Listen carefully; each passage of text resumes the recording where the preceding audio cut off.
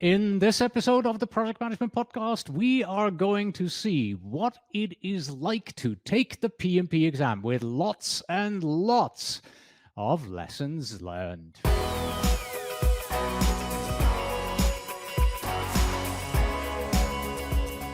Hello and welcome back to the Project Management Podcast at pm-podcast.com.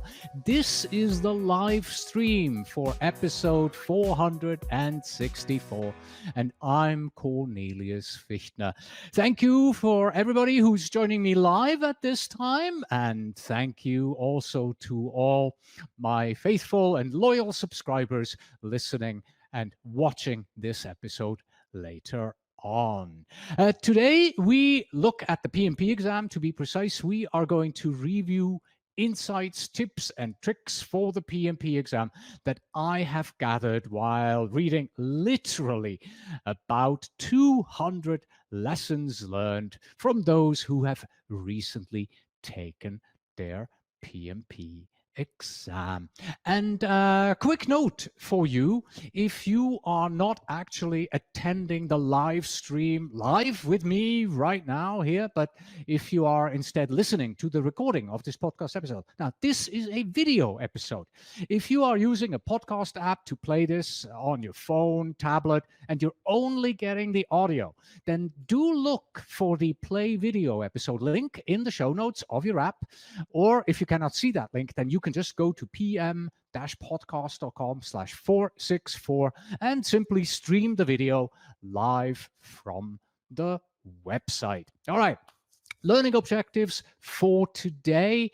At the end of this episode, I want you to be able to describe what to expect on the 2021 PMP exam. Now, when it comes to the PMP exam, I have been a PMP trainer and coach since about 2008. So I have been doing this for over a decade. And since the PMP exam has changed at the beginning of this year, I've been reading a lot of these lessons learned there. And this is what we are going to review today, all those findings. And this here is the agenda. So we are going to hear from those who have actually taken the 2021 PMP exam. And you can see there in the sub-bullet, I say lessons learned number 1 to lesson number question mark. Now, this presentation has 119 slides, okay? So, I don't know how many we are actually going to be able to get through. But I can also tell you that this is the 4th time that I'm doing this. So it's not the first time that we are looking at lessons learned, but I have new sections today. We're going to look at 6 new sections, new one about COVID, question content, question language, self-doubt, and the Pearson VUE tutorial. And at the end, I do have take action to pass your PMP exam. And we got the first comment here from Ian Flores. I was scheduled to write the exam in September. So Ian, I can help you with that because you were probably scheduled to take the exam, the old 2020 exam, and now it's 2021. And you're wondering, well, what can I do? I studied in 2020. Now I have to take the 2021 exam. At the end, I do have a section where I talk about exactly that and where I can help you understand what you can do to, shall we call it, upgrade yourself to the 2021 exam. So keep watching. This is coming. But you may have heard from my voice here, 119 slides. I'm not sure if we can get through all of the lessons learned that I have today. I will do my best and get all of that information to you. And now, let us get started with one of the new sections that I have, COVID vaccine. Yes, I actually found some feedback regarding COVID vaccine and the PMP exam. And it's this here. This particular candidate says, do not get your COVID shot the day before any exam. I had my vaccination appointment rescheduled by the provider from the day after to the day before, and it kept kept it. I mean, come on, it's very hard these days to get an appointment for a COVID vaccine. I understand totally that he or she did this, but had night sweats, chills, hardly slept a wink. So I can only imagine how hard it must have been to go through the exam.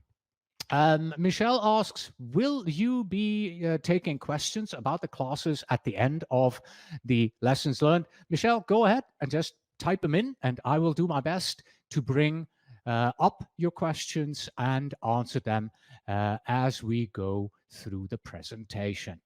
Next section. So that was the COVID question types. Let's start with that. You may be aware in the past 2020, PMI had a very simple format. Question, 4 answers, A, B, C, D. Now select the most appropriate answer. Well, those days are gone. Now there are multiple question types. We still have the ABCDs, but we also have A, B, C, D, E, F, G, and then you have to select 2 that may be correct. There are drag and drops, there are point and click, there are fill in the blank. So there are quite a number of question types that you have to be aware of. First one here, I had 4 question type. Matching was by far the easiest. So that's when you have to drag and drop from the right to the left, maybe put a process into the correct order. Selecting multiple answers was kind of tricky, but not very difficult. That's the one where you have 8 answers and they say, now 3 of these are correct. Select the 3 that were correct. And also there were questions where you had to click on a chart. So that's point and click, for example, an S curve. Where is most money spent in this graphic? And then you have to click into that curve and say, this is where most money is being spent. All right. Ian says, I recently passed the CAPM last month. Congratulations, Ian. As to difficulty, how difficult is the PMP exam? Ian, we're going to get to that. Question difficulty is a topic, is a section that we have, but we're still in the question format. In terms of the new format questions, this candidate here says, I got matching and multiple response. Let's say about 20 questions overall were like that. And ignore the second one here for fill in the blank questions. We'll get back to the fill in the blank questions in just a second here. All right, this one here is, there were several drag and drop questions, 1 click on the diagram questions, many choose 3, choose 2. And in the real PMP exam, when you have, choose 3, choose 2, you cannot continue unless you choose the correct number. So you have to choose 3, you have to choose 2. You cannot say next, go to the next question without selecting the appropriate number here. Now, back to the fill in the blank questions. Fill in the blank questions means instead of selecting A, B, C, D, you have to type in A, B, C, D. But here's the thing. I see fewer and fewer of those. Okay. And it seems to be that PMI is actually starting to remove those fill in the blanks. Okay. Can't be 100% sure, no official statement from PMI, but based on the lessons learned that I am seeing, fewer and fewer where you have to type A, B, C, D versus click A, B, C, D. Also, we had this one here, seen once only, somebody who said a really weird drag and drop question style, where you had like 2 on the right, 1 on the left, and then you had to drag 1 over. You had multiple of those, and it's really hard to explain. Even he couldn't or she couldn't explain it to me when I followed up and said, hey, how exactly is this? So there seems to be some sort of a secondary, potentially weird drag and drop question style that PMI is working on. Question type. I mean, not question style, because question style, that's our next segment right here. So now we looked at the question types. Now we're looking at the question style. In the past, PMI had to take a lot of discussions, shall we call it, about the fact that your questions are not real life. They are, blue sky, green grass. They don't represent reality. It seems very much that that has changed and is changing, because many people are saying this. like this one here. PMI is really trying to measure how much you are able to apply the knowledge to real life scenarios. Okay, all this here. Another factor is my real life experience in managing projects and people. Many people said, your experience isn't going to help you on the PMP exam. You have to memorize. You have to do it the PMI way. That seems to be gone. Yes, you will need to wear a PMI hat, as you can read here, but this person found the PMI hat is not that different from what a PM project manager really needs to do in managing real life projects. Okay. Also, when it comes to memorization will not help you pass the exam. There are a lot of trainers, invested a lot into teaching you to memorize. Don't do that. What you really need is a good foundation, the stamina and critical thinking to sit and answer questions for 4 hours. And this is something that I have done for the last several years. I've kept telling my students since about 2016, 2015, stop memorizing. Understand how these things fit together. Understand it from a 10,000 foot, really top level, C-level executive understanding of how project management works. That will help you a lot more on the exam and also on real live projects. Very important to know that. And this one here, never at any time did I feel, oh yeah, no brainer, I totally know this question. So this takes us back to the question from who asked that about the difficulty. Sorry, wait, messing this up. Yeah, so about the question difficulty, it is a difficult exam, right? Some people say it's easier. Some people say it's more difficult. I think the question vagueness is what really gets people. And we'll get to the vagueness in just a moment. And this is something that we struggle a bit with. PMI has short questions on the exam. And in many of the simulators that you see out there, we have to give a little bit more information. The questions in many simulators, many free exam sample questions you can take, they're a bit longer, a little bit more explanation in there. Whereas on the real exam, much shorter, vaguer, less information in regards to what this is all about. But again, it wasn't a walk in the park. Daunting questions, although very similar to the Prepcast, that's my exam simulator. Tweaks, it felt too easy. Sometimes the questions were hard and sometimes the questions were like, this is so easy. Am I misunderstanding something? Right? Yeah. And let me talk about this one here. You'll hear me say exam simulator quite a bit during this presentation because I truly feel that having a good exam simulator is the #1 critical factor to help you pass your PMP exam.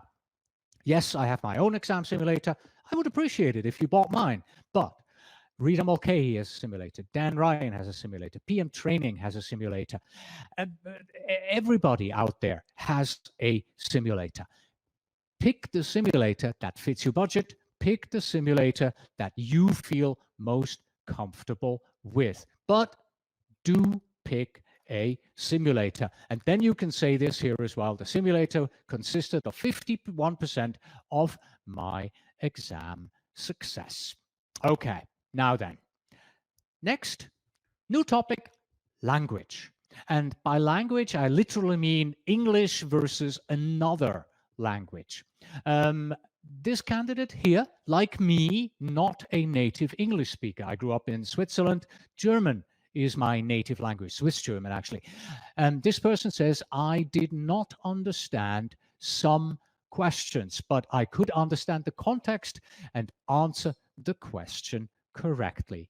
Okay, so I'm currently learning Spanish, okay, and I'm listening to Radio Mitre from Argentina, and I understand about every 10th, 12th word that they are saying.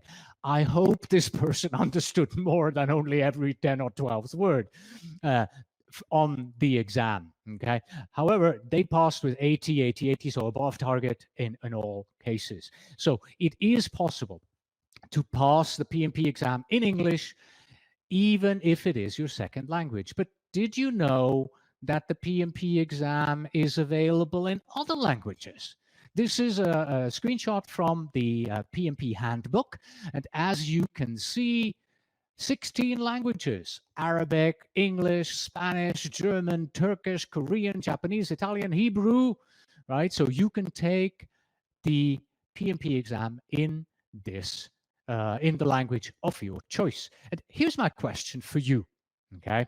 If you chose to do that, if you took the exam in 2021 in a different language, was everything in your chosen language, or was the user interface still in English?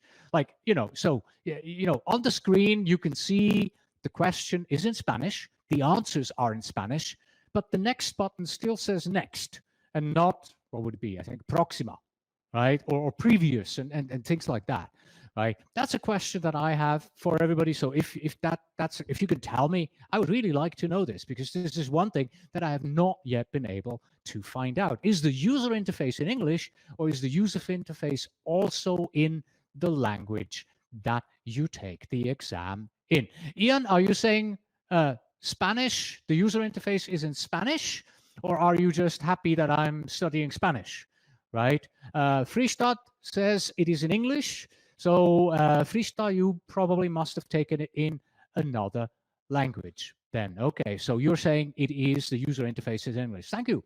Thank you for saying that. Okay. Next, question vagueness. And I think this is where the difficulty of the questions on the real PMP exam comes in. The questions may not be necessarily difficult. The questions are vague, okay? Most of the time, this Lessons Learned says, you can easily eliminate 1 to 2 answers out of the bat. But then, like in real life, you will have to choose between a good answer and the best answer. Okay, so there is always this, is it C or D? Could be C, could be D. Which one do I take, right? So there's always this certain uncertainty that you may get. And then we have this one here. This is a student who had used the exam simulator from Rita Mulcahy and says, I was genuinely shocked at the difficulty and seeming vagueness on the real exam. And let me be absolutely clear. This is not because they were using Rita Mulcahy's simulator. This is just the simulator they used. They would have had exactly the same experience with our simulator as well, right? Simulators are less vague. The real PMP exam is seriously vague. On the exam simulator, this person says 15% of the questions I was uncertain.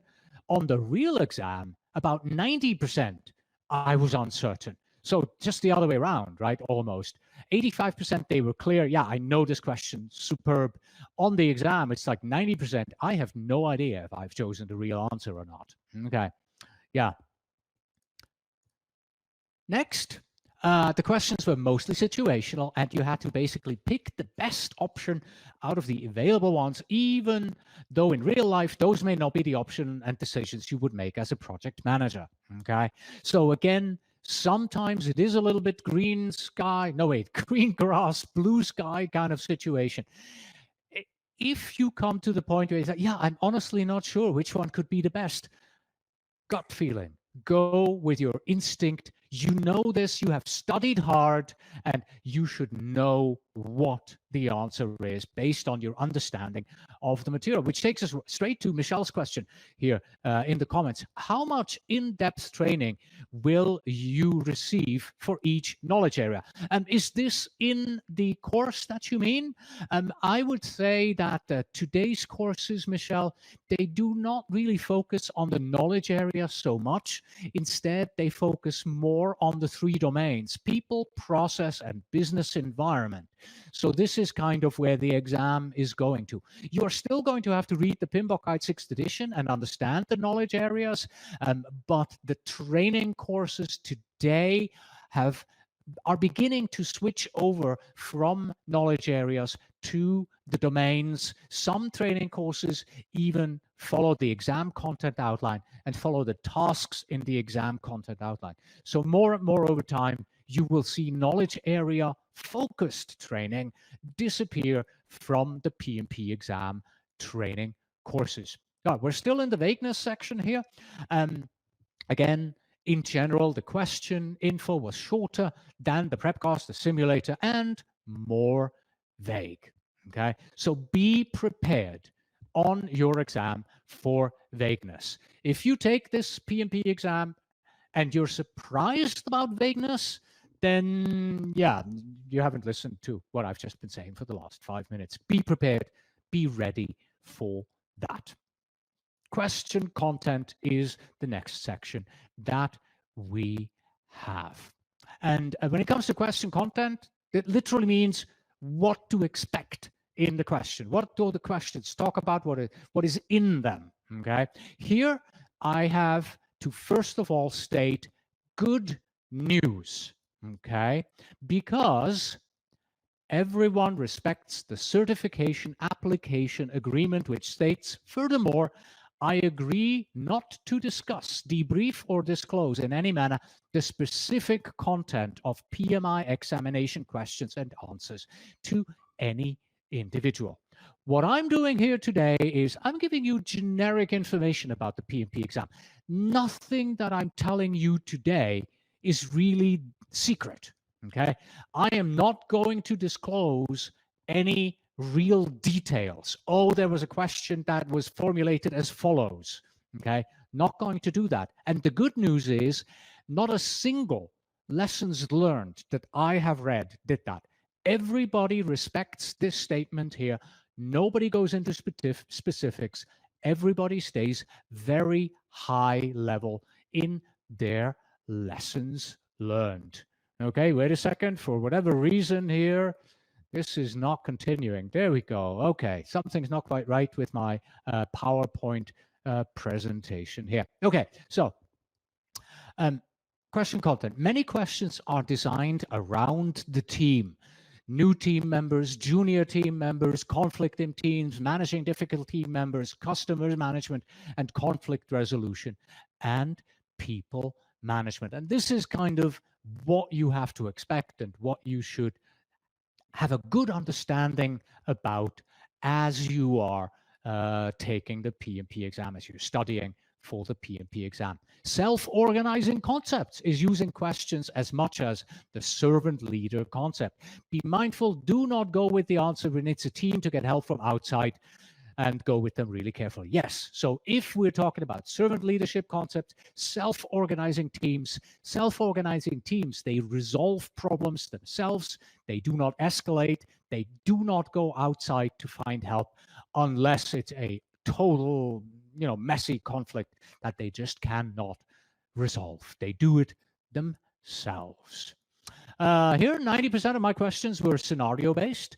For example, something happens. What should the project manager do next, first? And this covers all topics that you could have, processes you should follow, what the document is next, people, personnel management. So not really anything that should come as a surprise, because much of what we do as a project manager, well, this is it. Conflict management. What do I do now? What do I do next? How do I manage this difficult person? How do I support my team? These are all questions that you as a project manager ask yourself every single day that you are at the office, home office these days. Understand the role of the project manager, the product owner, team members, stakeholders in Agile Hybrid, right? So you really need to understand these roles of these people. There is a lot of focus on these on the PMP exam. Then we have situational questions, stakeholder communication, scope requirements, team members, top level issues, next steps, what should have been done. So all of that, big focus on these particular topics here. And you should make sure that you understand those, that you have the appropriate training before you head into the exam on these.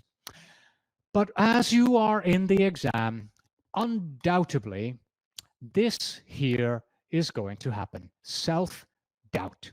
It is not unusual to read a lesson learned from somebody who says this: don't think about pass or fail when you're in the exam. Focus on the questions. Put yourself in the scenario. After the first third, this person says, I started to think about how am I going to tell my boss that I failed? And how would I tell my friends that I failed? Because self-doubt was creeping in. That distracted me. So don't think about anything other than the question you are answering at the time. Stay focused. Very similar, this one here. You will feel like you failed on almost every single question. Okay, I hope it's not almost every question. But at question number 180, when you thought your pockets were about to be a couple of $100 lighter because you're going to have to purchase a second exam here, and you're embarrassed to tell your family and all the hard work you put in, and you feel alone and you feel very cold in as you are taking the exam, and then the magic word, congratulations, shows up on the screen. Right, so what do we learn from these two self-doubt lessons learned? Well, very simple. Expect a point on the PMP exam where self-doubt creeps in. At that point, remember me saying this: breathe in, breathe out, continue. And don't forget, you have to take each question one at a time. Don't suddenly, start to fret and let the despair get to you, right? Don't think about this cumulatively, right? You really have no idea if you answered all these questions right or wrong. Answer a question, move to the next. Answer a question, move to the next. Don't let it get you down. Don't let the self-doubt creep in. Don't let the self-doubt make your exam experience, go into a black hole, into a downward spiral. Okay. And with that, positive topic out of the way, let us move on to the exam content outline. Now, if you do not know this, the exam content outline, that's the policy of the PMP exam. The exam content outline is a document about 20 pages long, and it describes exactly what is on the exam and what PMI can ask you about. It doesn't specifically say what's not on the exam, but basically, if it's not in the exam content outline, it's not on the exam. Okay. And the reason why I'm bringing this up is this right here, this lesson learned. This person says, there was a question that referenced personality indicators. I never saw anything about this tool in any of my studying. Now, if this person had known about the exam content outline and had read the exam content outline, they would have learned, oh, the exam content outline does mention personality indicators. So PMI can ask you about personality indicators on the exam. I have never heard of what is a personality indicator, right? And if that person had done that, then they would have known about it and they would have said, okay, I need to learn about this. So what do you need to do? Here is my tip for you. Review and highlight the exam content outline tasks. Look for PMP exam content outline. Okay. And I think I even have a link for you. Wait, http://pm-prepcast.com/PMP outline. There you go. I think I typed this in correctly from memory. Okay. So in the chat, I'm now sending you a link. This takes you to the PMP exam content outline. Okay. And this is a PDF document printed. Take 3 highlighters, green, yellow, and red. And you already know where I'm going with this, right? Read through the exam content outline. Each item in the exam content outline that you know, oh, I know about this. I had training about that. Green, green, green, green, green. Yeah, I should know about this. I heard about this. I'm not so sure about it. Yellow. And then the ones where you go, I've never heard of this. What is a personality indicator? Red. So you know, okay, I got to focus on the red ones first. I got to learn about the red ones and make sure that I understand that because it wasn't in my training. Big topic is next, agile. Why do I say big topic? Simple. Agile dominates lessons learned. So out of the 200 lessons learned that I have read, 201 talked about agile, right? There is not a single lesson learned out there where the term agile, hybrid, and how important agile is for this new exam was not mentioned. Okay, so agile dominates the lessons learned quite clearly. Okay. All right.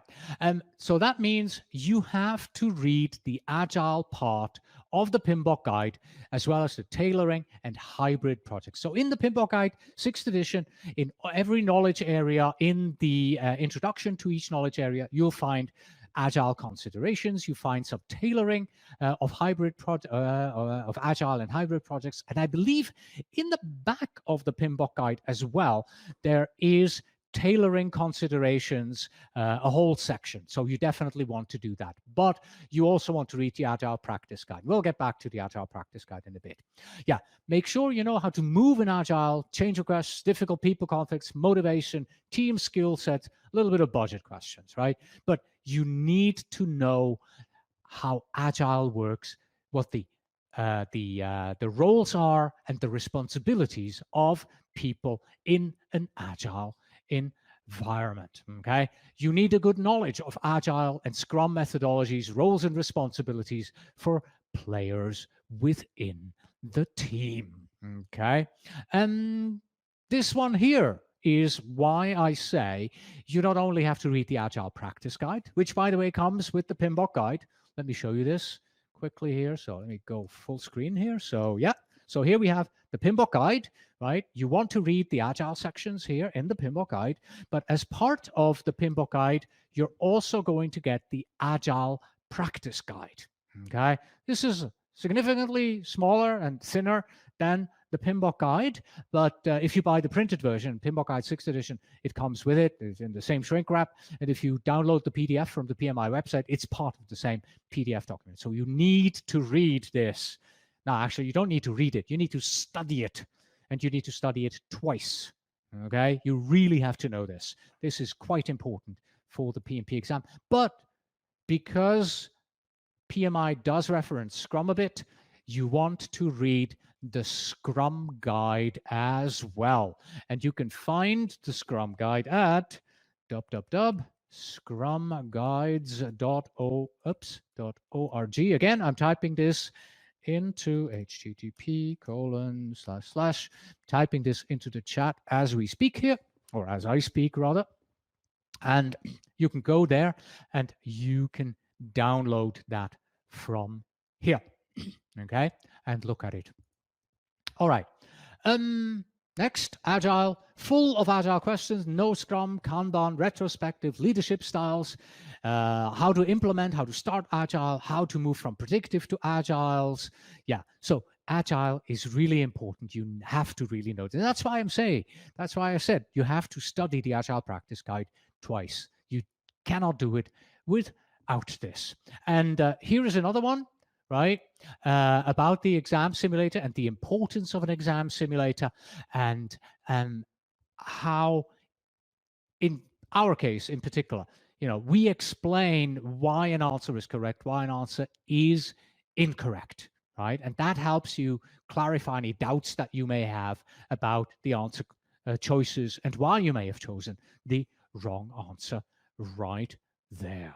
Okay, and again, not just our simulator, this is, any simulator will help, but what we know from our simulator is this one here. This is a really interesting statistic, but it's kind of a little bit of a dud, because we have found that PMI ACP students, so students who are preparing for PMI's Agile exam, are better at answering Agile questions than PMP students. Now, you can only ask so much about Agile in an exam simulator. So what we have done is we have taken certain questions from our PMI ACP simulator and we have copy-pasted them into our PMP simulator.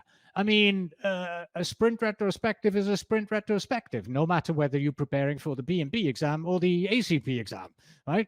Question is exactly the same. Okay, so that's what we did. And now when we're running these statistics, we can clearly see that the questions that are the same in both, PMPs have a lot harder time than ACPs. We got two numbers here. So two questions. First one at the top, second one at the bottom. You can see that 72% of ACP students answered that one correctly, 48% only PMP.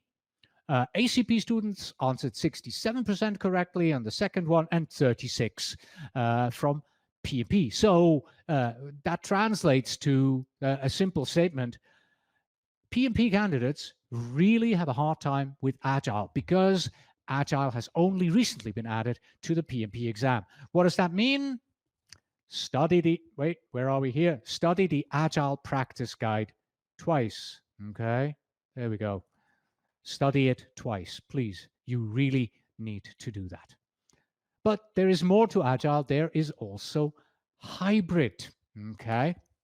Hybrid is a mix when you have predictive and Agile in the same one. Many questions about traditional product management team moving to Agile or hybrid methodologies.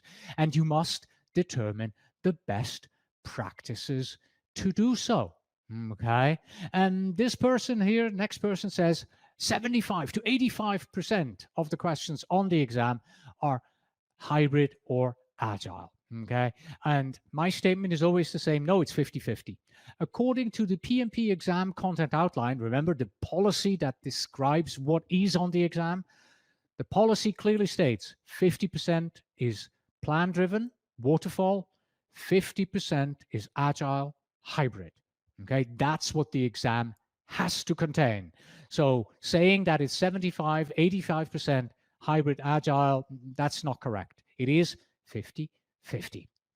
Now we're getting to a section that I would say good news, because when it comes to formulas and calculators, things have truly changed. Since about 2016-17, I've been telling my students formulas are getting less and less important, and this is now truly the case, okay? Very few formulas you have to be able to interpret. If an SPI is greater than 1, what does that mean? What do you do next? If the CPI is below 1, what actions do you take? Okay, that is what you have to be able to do on the PMP exam. No full math questions at all, right? Did not use the calculator for even a single question. This person here says, and then we got this one here. There are hardly 1 to 2 questions requiring calculator. Just understand the terms CPI, SPI, flow compression, fast tracking, and so on. Here is my recommendation for you. I've got to pick up the PMBOK guide again. I want you to go to page 267. This page right here, okay? This page contains a table with all the formulas. And I want you to understand and be able to apply the last column. The last column is called interpretation of results, okay? If you are able to apply this last column and say, okay, SPI equals 1, what's the interpretation of that? What does that mean for my project? You're good to go in all cases. Okay. All right.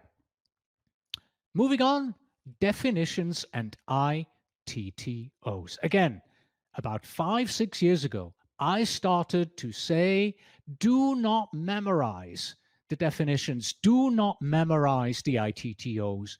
Understand them.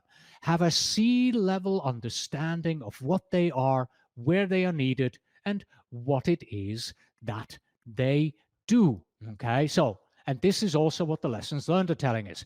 Know the definitions in the back of the PMBOK guide. There's an exhaustive list. Make sure you have a good grasp of what each of these terms mean, okay? So this is one opinion. The next opinion from this student says, I didn't study the ITTOs at all.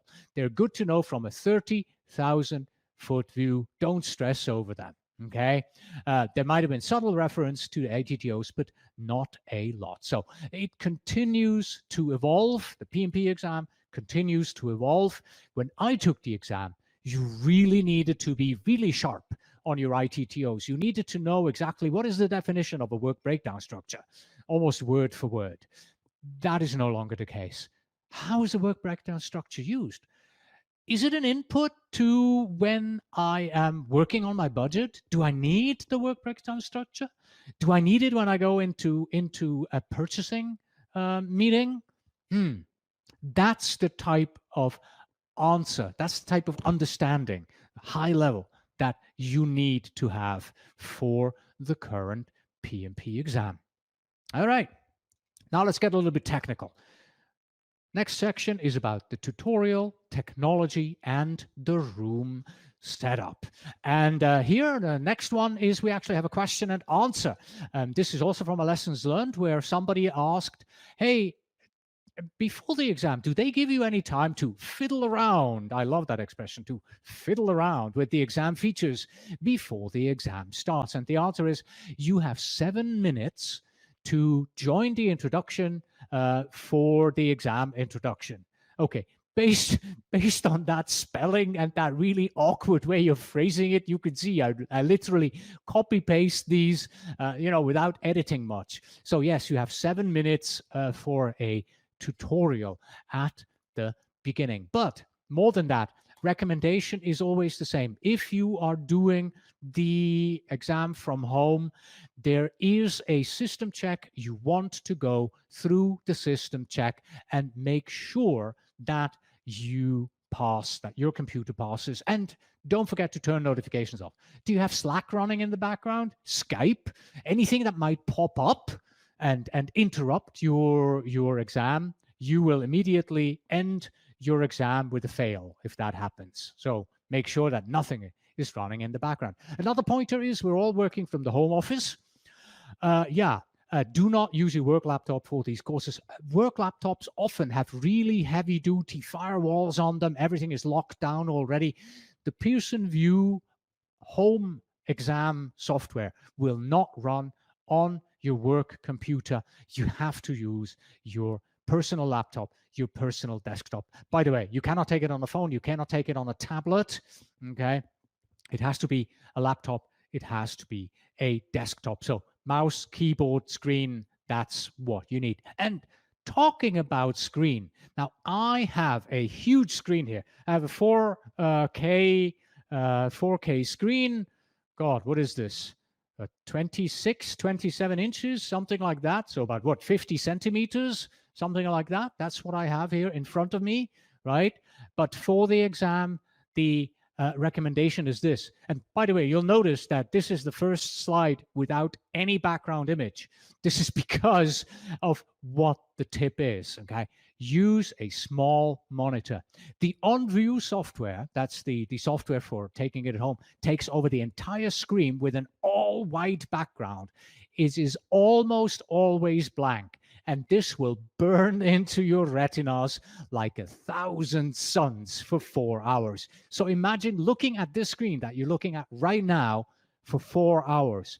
Full screen, just huge white background, black text in front. Okay. Next, why do you need a smaller screen? The questions are presented at the very top of the screen. Okay. They take out the whole width, right, from the left to the right. Now imagine I have, like what I said, 50, I have a huge, it's huge. I would have to read all the way from left to right, okay?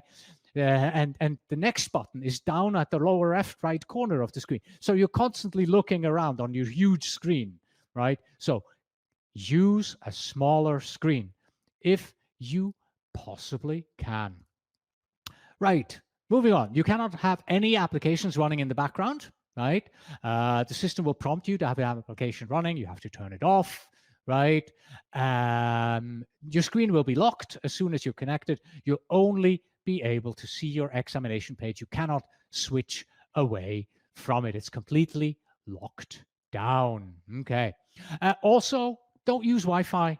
Use an Ethernet cable, plug yourself into your home network. This person had a few Wi-Fi issues, last-minute Wi-Fi issues, almost failed their exam. Oh, yes, and do turn up the sensitivity on your microphone, on your computer. So fully up on your microphone so that the proctor can hear you when they talk to you. Avi has a comment here, Avi Guha. I was about to say that. Is there any way to change the simulator background to dark mode? It hurts eyes while reading questions answered at night for a long time. Avi, you're getting used to the real thing. Okay. We do at this time not have a dark mode, but I will take it in as a potential feature for the future. But like this person here says, you know, this is the way it is. White background, black foreground. So allowing you to have a dark mode would probably be a disservice to you as a student, because you really want to be able to practice in the way that you're supposed to be practicing. But I can see that it might be helpful to do this. Okay, next, the whiteboard. Yes, in the past, when you took the PMP exam at the center, they would give you a pen, a marker, actually, a non-permanent marker, whiteboard, erase marker, and not a piece of paper. It would be a sort of a plastic laminated thing, and you could write on that, and you could make notes on that. Well, you're no longer allowed to make any notes at all. You have to use the whiteboard, and this is the recommendation here. You want to practice the whiteboard function if you think that you might need it, and for that, please go to this here. Let's see, http://pm-prepcast.com/whiteboard. Here we go. So I'm typing this once again into the chat. If you follow this link here, pm-prepcast.com/whiteboard, that is a forwarding link, takes you to the official on-view whiteboard so that you can test this. Oh, it looks like it didn't get through on Facebook. I will try posting that link again later on. Okay. So if you're on Facebook, you do not see the link that I have just posted. All right, so please do use that on-view tutorial to practice your whiteboard. Now let's talk about taking the exam. You can take the exam at home, or you can go to the testing center. What's it like? This person here, I tested at the Pearson VUE Testing Center. It was well run and friendly. My experience, exactly the same from back from 2004. Okay, so Michelle just said, no, the link came through in Facebook. So obviously the error message that I got here that said link didn't go to Facebook is incorrect. Thank you, Michelle, for confirming that. All right. Yeah, so taking it at the testing center is fine. Obviously, right now, we are still in the pandemic. You have to feel comfortable doing this, okay? If you have a good face mask, I actually purchased KN95s to make sure that I'm personally safe when I go out. So if you have good face masks, you can definitely do that. And you can go to take it at the testing center. And what the next person recommends here is take the exam in the earlier parts of the day. Okay, and this would actually be a very good recommendation for me because I am a morning person. If I took the exam like he did or she did at 5:30 in the afternoon, I would also be drained by the end. So do take the exam at the time of day when you personally are at your best. Morning person, take it in the morning. Evening person, well, take it in the later afternoon. Okay. This person here took it from home.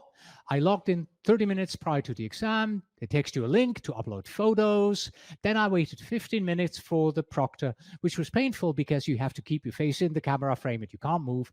I never heard from the proctor after they released me to the exam. And similar lesson learned is the next one here. I was waiting for 40 minutes. 4-0 until they let me in to start, and you don't know whether you can exit the room while you're waiting or not because it says recording. So we now know this. You cannot leave. So once they say, please wait, you have to sit like this. Don't go out of the camera. Just sit here and wait. All right? Just wait patiently. One person wrote and said, I was number 84 in line, and I expected to wait forever. It only took 15 minutes. So there must be some sort of a message on the screen that says you are number X in line. That should decrease quite rapidly. right? So 84 people in front of that person, or 83 rather, only took 15 minutes until he was able, or she was able, to start the exam. All right, follow the rules is the next tip. Do not fidget, do not mumble, do not put your hand in front of your face. This person says, I received a warning twice because of moving my hand. Right, I have a tendency to do this and read like that. No, no, no, no, no, for the PMP exam. Leave your hands out of your face. Don't scratch too often. Don't do this. Don't touch your ear. Just keep them down. Do not mumble. Do not read the questions out loud. Just relax and do not fidget. They have clearly defined rules. Read them, know them, understand them. Also, can you have something to drink on your desk? Yes, you can. Let me show you my desk right now. Oh God, this is going to be so embarrassing again. This is what my desk looks like right now. It's an absolute mess right now. There we go.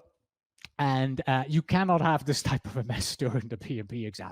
You have to clean it out. It has to be completely empty. In fact, they will make you take pictures from around your areas. I have a ton of paper over there and over there. You're going to have to remove all of these, okay? So it has to be empty, clean. You can have a glass of water or a bottle of water, a clear glass of water, a clear bottle of water on your desk so you have something to drink. Black coffee in a yellow cup that you cannot see through, like we have here in the background picture, that's a no-no.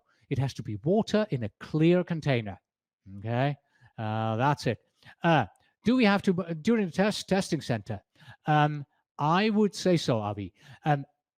I cannot guarantee that this is the case about wearing a mask. Personally, if I were Pearson VUE, that would be my rule. If you come to the testing center, you're wearing a mask the whole time.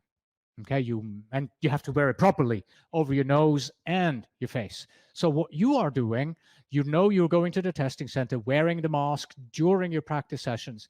Perfect. Keep doing that. Tip, why don't you call your testing center? They can tell you exactly. Maybe a testing center in New Zealand is different than a testing center in Brazil.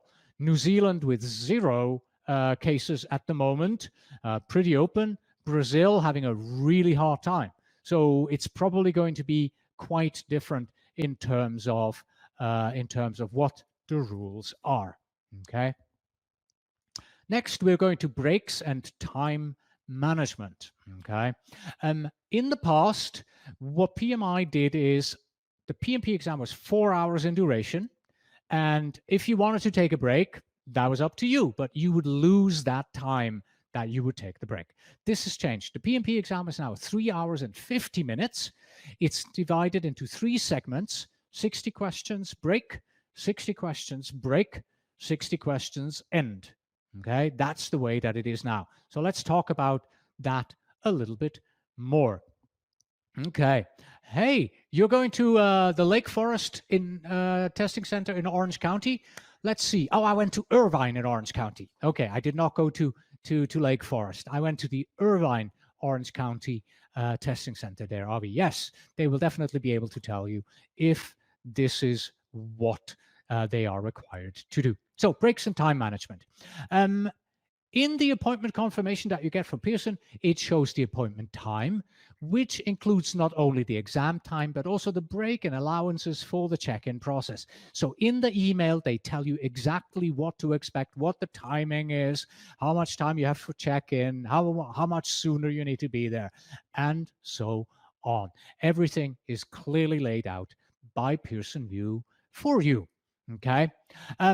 Like I said, there are 2 breaks, both are 10 minutes after question 60, and then again after question 120. Everybody says the same thing. Do not skip these breaks. Take them. When you reach question number 60 and you're ready to move on to the second segment, then you finish it, take the break, you get up, you take 9, 10 minutes. After 10 minutes, it will restart automatically, as far as I understand. Take a break, drink something, eat something, go to the bathroom, get up, walk around, calm your nerves, come back, sit down, take the next 60 questions, okay? Do not skip your breaks. And this is important to understand as well. You cannot go back, okay? So when you're in the first 60 questions, you cannot see the next 120. You are working on the first 60 questions. Then you're moving on to the second set.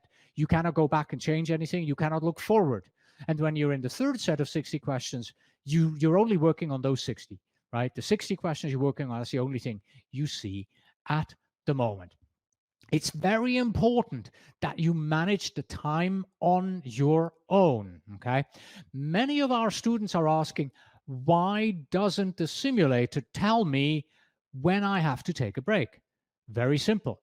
The simulator doesn't tell you when you have to take the break because the PMP exam doesn't tell you when you have to take the break. So we intentionally don't do that. We added 20 minutes to the total duration.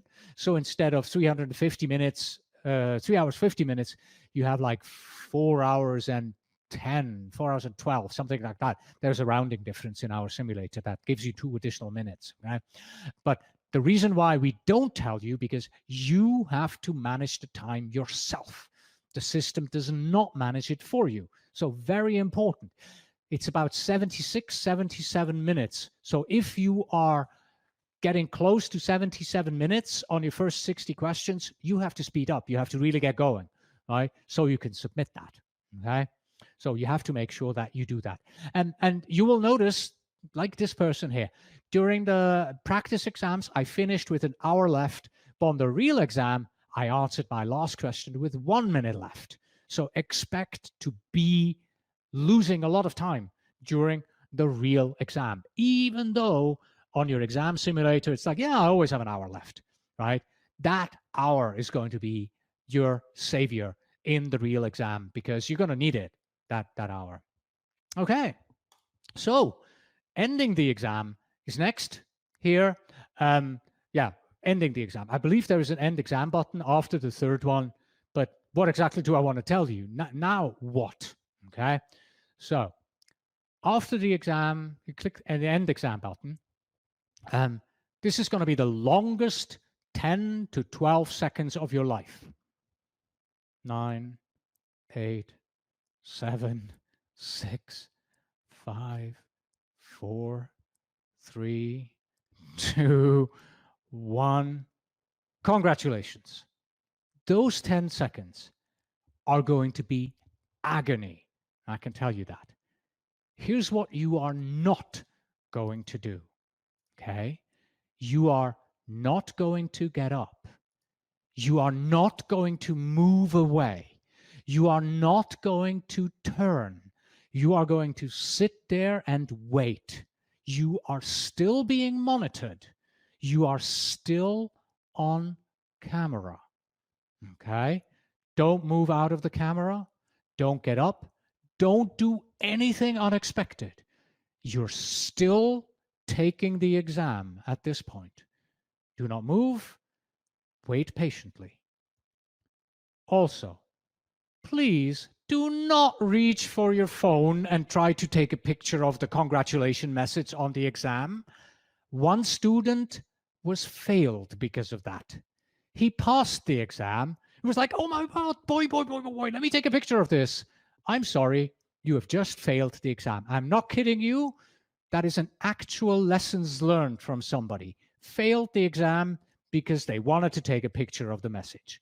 Come on, you can print out your certificate and post it on LinkedIn. It doesn't have to be a picture of the screen, okay? So wait, do not move until it is completely over and you have logged out. Extremely important, okay? Yeah, and then finally, let's talk about these 2 lessons learned here. First of all, take your time to carefully review each question. You need to make sure that you are keeping a decent pace answering the questions as well, right? This is true for every single examination you are going to take. Properly reading the question, understanding what is actually being asked, properly reading the answers, understanding what the available answers are, and then making the appropriate choice, that's the basis for passing the exam. If you're just sort of skimming through it, skimming through the answers, oh, I'm picking C, you're not going to pass. Okay, so this is a doozy, this is a duh. You know this, but it needs to be said. Don't rush, take your time, do what needs to be done. But keep a pace. You have 77 minutes for the first 60, 77 minutes for the next 60, and 76 for the final 60. Okay? And once again, let's get back to the fact that PMI is now doing more and more an exam that is based on real life. This exam is really about solving problems and fixing issues with people and plans. Practical applications, this person says, is definitely the name of the game. Memorization will no longer help you. Knowing all the terms will no longer help you, but understanding them from a high level. Where do they fit? How do they fit? What do I do next? How does an agile product owner act in a situation like that? What does a self-managing team do at this point? That's the kind of question that you have to expect. And now let's talk a little bit about strategies and preparing for the exam after all these lessons learned here. Okay, so strategy and training materials for the new exam. So this is for those people who have not yet started taking their exam. Here's what I want you to do. As the foundation of your exam preparation, you are going to take a PMP exam training course. You're going to find yourself a good PMP training course from a reputable source with experience. Ask your colleagues what they have taken and go for that. You will study the, there we go. You will study the PMBOK guide and you will study the APG, the Agile Practice Guide. There is no way around that. You need to know these two documents quite well. On top of that, you will study the Agile Manifesto. The Agile Manifesto takes you all of about 6 minutes to read in total. It's really that short. And you're going to study the Scrum Guide. And most importantly, now you have the theory, now you have all the theoretical knowledge that you need. You're also going to buy yourself a simulator.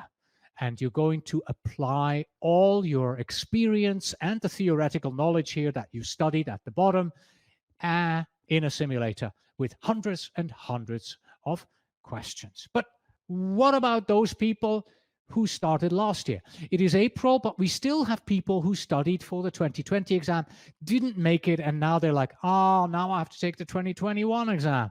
What do I do? The good news is your 2020 studies are not lost. That is your foundation.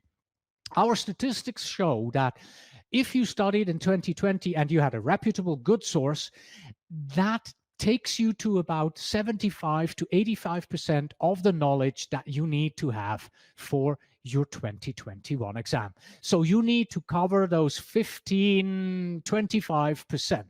And for that, you're going to look for a booster course, an upgrade course, a gap closing course, call it what you want. And yes, I do offer that course. So if you are in this situation, please stop by at the PrepCast website.